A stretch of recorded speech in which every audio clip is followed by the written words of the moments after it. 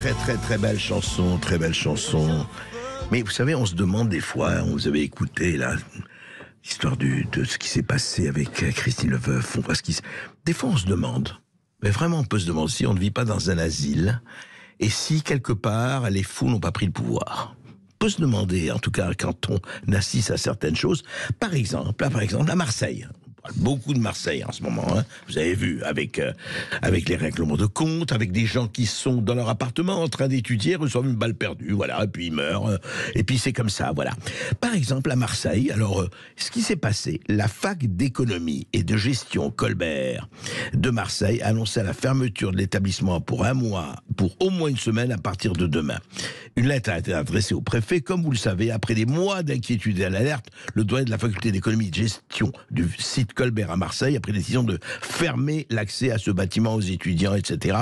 Pourquoi ? Pourquoi ?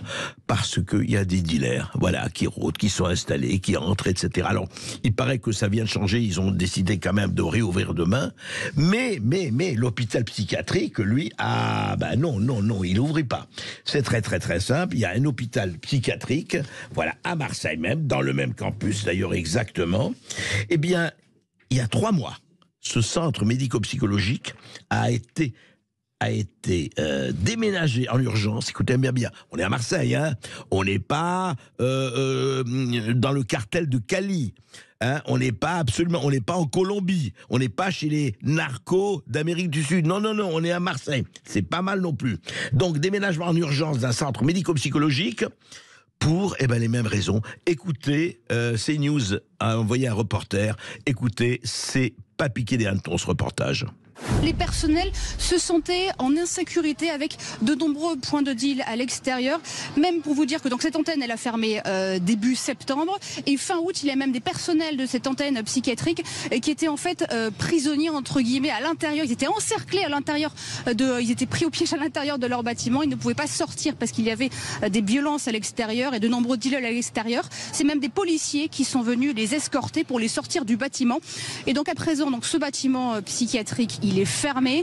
La semaine dernière, c'est le département qui a décidé d'occuper ce bâtiment pour loger des mineurs isolés.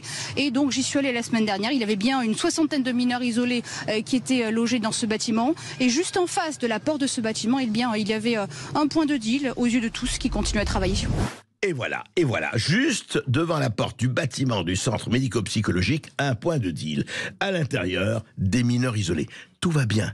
Mais on se dit, attendez, hier, on en a parlé dans l'émission, hier avant-hier, on va pilonner les points de deal, Emmanuel Macron qui va envoyer 200 gendarmes, 400 CRS, etc.